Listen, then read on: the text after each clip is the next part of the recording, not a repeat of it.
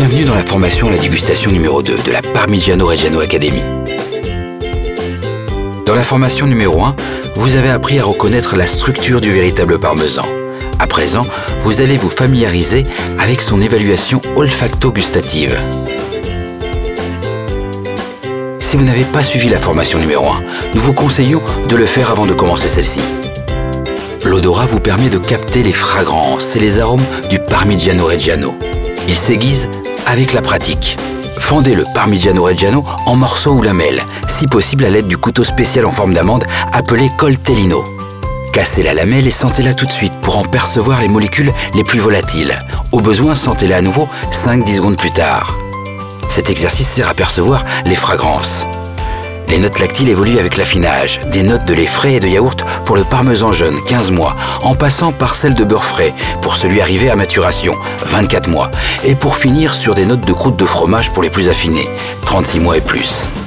Vous remarquerez aussi des notes secondaires, des notes végétales, d'herbes et de légumes bouillis, chez les fromages brièvement affinés, 12-15 mois. Des notes fruitées, d'agrumes et de fruits secs, comme les noix et les noisettes, chez les fromages moyennement affinés, 24 mois.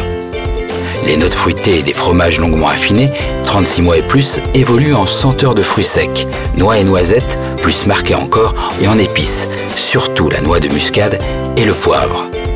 Vous remarquerez enfin également des notes animales, de bouillon de viande à tous les stades d'affinage. Après avoir perçu les fragrances, vous allez désormais pouvoir reconnaître les arômes. Les arômes se perçoivent dans la cavité nasale postérieure, en contact avec le palais. Pour mieux comprendre ce que sont les arômes, on peut faire un essai. Bouchez-vous le nez avec les doigts, mettez une lamelle de parmesan dans la bouche et mâchez. Puis, ouvrez d'un seul coup les doigts et expirez. En chassant l'air par le nez, vous percevez les arômes. Comme pour les fragrances, identifiez les différentes notes sensorielles.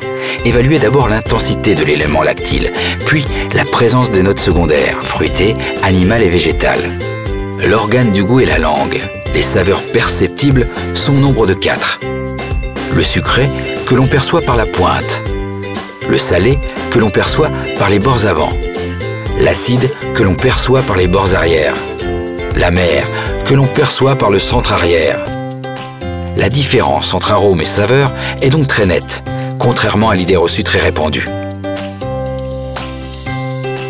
Pour le parmesan jeune affiné 12 à 15 mois, le sucré et l'acide que l'on retrouve dans le yaourt dominent. À 24 mois, l'équilibre parfait entre le sucré et le salé s'impose, parfois un peu épicé. À partir du 36e mois, on dénote la présence du sucré et du salé, avec une prédominance du salé et une légère composante acide, parfois moyennement épicée. Et maintenant, c'est à votre tour. Exercez vos sens en répétant la dégustation à différents stades d'affinage et comparez-les pour renforcer votre capacité de perception. Conseil de dégustation. Entre chaque affinage différent, ingérez quelques aliments, neutralisants comme du pain, des graisins ou de l'eau plate.